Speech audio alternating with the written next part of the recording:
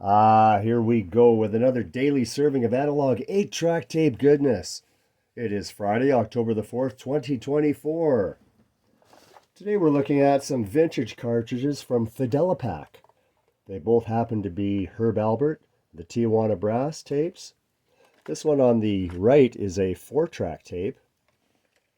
So the old 4-track cartridge would have the roller come up from the machine inside the cartridge.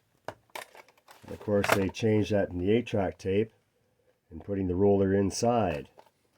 Now, I'm gathering that this is kind of a transitional cartridge.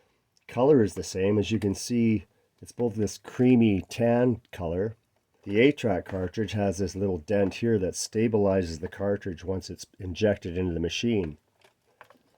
This is the Fidelipac 637, a rather unique cartridge.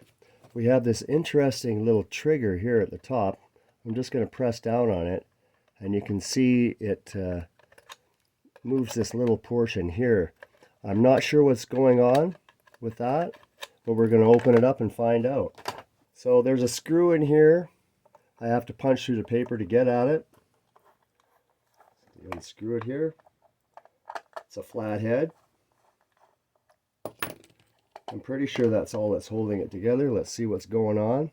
You know, I've been fixing these things since the 70s and I've never seen one of these, so we're both going to discover this together. All right, well, that's kind of cool. So we've got a metal bar here that seems to be stabilizing everything. Here's a regular spool from a cartridge, and you can see this has all these notches around. So it has this little trigger that frees it up to play. You can see it's fitting into the notch right there. I think the intention here was to stabilize the tape when it's not being played, so you could turn it upside down, whatever. But they found out later that you didn't need all this stuff in here.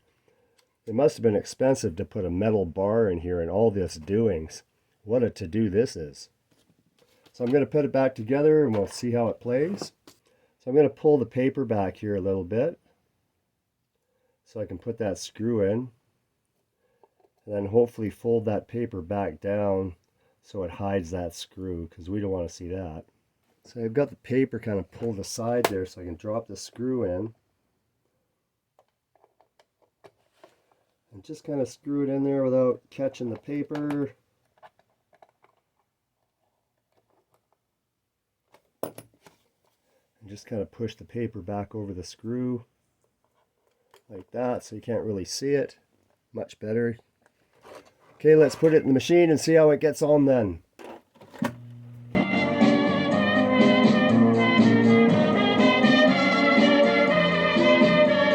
Well, it sounds like it works just fine. Herb Alpert and the Tijuana Brass south of the border in the Fidelipac 637. Today's 8-track tape repair. Have yourselves a great day, everyone.